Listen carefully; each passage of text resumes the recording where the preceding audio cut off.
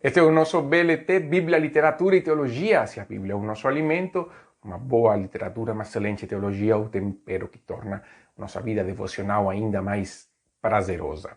No nosso BLT de hoje, eu quero que vejamos uma característica da igreja primitiva, a característica de transtornar o mundo. Eu quero falar sobre isso hoje, transtornar o mundo com uma palavra de Deus. Atos capítulo 17, essa palavra transtornar está ali, pelo menos na Almeida atualizada, na versão que estou usando aqui.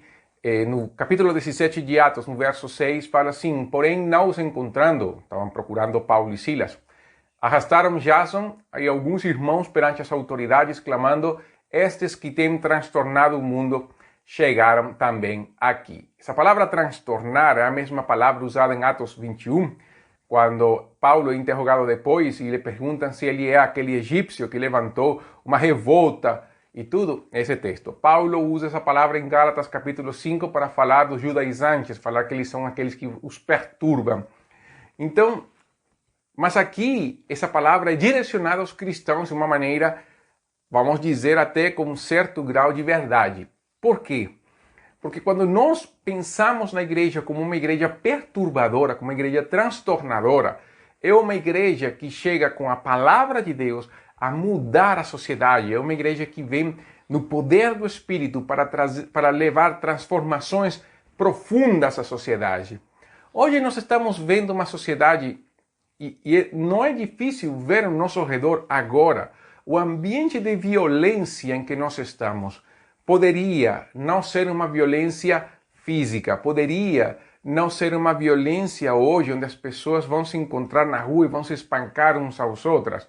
Poderia não ser uma violência onde as pessoas, por represália da diferença de pensamento, jogam pedra nas lojas dos outros ou aplicam vandalismo. Nós não temos chegado a esse ponto, mas na maneira como a sociedade, da forma como a sociedade vem andando, não seria uma coisa assim maluca pensar que nós podemos chegar a esse ponto de violência, de nos imaginar que a agressão verbal pode sim se traduzir mais na frente numa agressão física, do jeito que nós estamos com essa temperatura emocional fervendo e tudo aquilo. Nós estamos vivendo uma sociedade que está contida na sua raiva, na sua falta de esperança, nas mensagens contraditórias, nas ideologias polarizantes. Isso é o que nós estamos vendo hoje. Uma sociedade que tem tudo menos paz, tranquilidade e alegria. Em todo esse meio, estamos nós, a igreja. No meio da polarização, no meio de todas as angústias, no meio de todas as lutas, está a igreja. A questão é, qual o nosso papel como elemento perturbador, como elemento de incitar uma rebelião? No nosso caso, a rebelião da igreja é uma rebelião contra o sistema. A igreja sempre se rebela contra o sistema. O que a igreja estava fazendo no primeiro século? Em primeiro lugar, a igreja era um grupo de judeus que estava viajando pelo Império Romano. Aqui nós temos que, é claro, falar sobre Paulo, Silas, Barnabé e João Marcos, que foram os que fizeram todas essas viagens missionárias no começo. Também os 12, nem todos ficaram em Jerusalém e outros foram viajando pelo mundo. Mas esse pequeno grupo de judeus, esse pequeno grupo de israelitas, começou então a viajar ao longo do Império Romano, pregando a quem? As pessoas simples, pessoas da baixa sociedade, escravos, donos de homens, mulheres de casa, pequenos empresários em alguns lugares, mas sempre na base da sociedade. E a igreja começou a permear a base da sociedade, ao ponto que essa base da sociedade, na parte mais larga da pirâmide, ela começou então como um processo de osmose a permear as partes superiores da sociedade. Começou então a chegar, nós vemos na Bíblia procônsulos sendo membros da igreja sendo convertidos, nós vemos pessoas importantes depois se convertendo. Começa a subir A influência da igreja, assim como a parábola do fermento, aos poucos, devagar, porém constante. Uma das coisas maravilhosas do fermento é quando ele leveda a massa e você espera que ela levede dobrando o tamanho da massa, e quando você abre, então, tira o pano e vê essa massa levedada. É uma maravilha ver isso quando se faz pão, se faz alguma coisa com massa. Então, o papel da igreja é esse, na escuridão, onde ninguém vê, de uma maneira constante, a igreja começa a permear a sociedade através da mensagem do evangelho. O que Paulo estava pregando aos Tessalonicenses? No verso 3, ele fala: expondo e demonstrando ter sido necessário que o Cristo padecesse e ressurgisse dentre os mortos. E este, dizia ele, é o Cristo, Jesus, que eu vos anuncio. A mensagem de Paulo aos Tessalonicenses é a mesma que ele falou para os coríntios. Eu não quis saber de outra coisa, senão Cristo e este crucificado. Nós temos que pensar como igreja que para transtornar o mundo, nós precisamos impactar o mundo com a palavra de Deus. Neste mundo tão polarizado, já pensou se nós como igreja entramos nessa mesma discussão, no mesmo espírito deles, mantendo a mesma polarização? Nós não influenciaremos ninguém. O meu chamado que eu faço hoje é justamente: nós temos nossas diferenças de pensamento, nós temos nossas diferenças de ação, nós temos nossas diferenças em muitas coisas. Mas nós temos algo em comum, nós temos Cristo. Nós temos Jesus. Nós temos crido na palavra de Deus, nós temos crido em Jesus como o único e suficiente Salvador. Então, quando nós pensamos neste mundo polarizante, eu peço para você com todo o amor e o carinho, pegue essa ideologia e guarde-a. Guarda essa ideologia. Deixa ela guardada. Pregue Jesus. Pregue o Evangelho.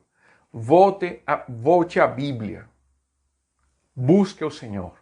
É tempo de buscar a Deus. É tempo de clamar, de dobrar nossos joelhos e clamar ao Senhor por misericórdia e graça. É tempo de buscar a Deus com intensidade. É tempo de largar o pecado. É tempo de abrir nosso coração ao Senhor. Não é tempo de estar lutando por ideologias. Tem aquele que defende uma coisa, tem aquele que defende outra. Meu Facebook, por exemplo, está cheio de pessoas postando questões políticas. Por que nós, como igreja, não investimos nosso tempo na verdadeira transformação do ser humano que vem através da palavra de Deus?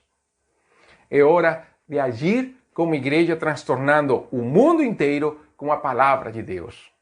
Abra seu coração, abra seu entendimento, ore ao Senhor e permita que o Espírito de Deus sonde a sua vida, se a atitude que está tendo é uma atitude consona com a palavra de Deus.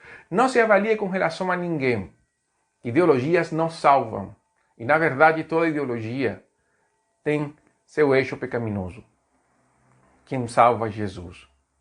O Evangelho é quem transforma e pode transtornar a nossa sociedade numa sociedade justa, numa sociedade santa, numa sociedade que vai trazer transformações de baixo para cima. Igreja começa por baixo e vai subindo. Pregue a palavra. Compartilhe o Evangelho.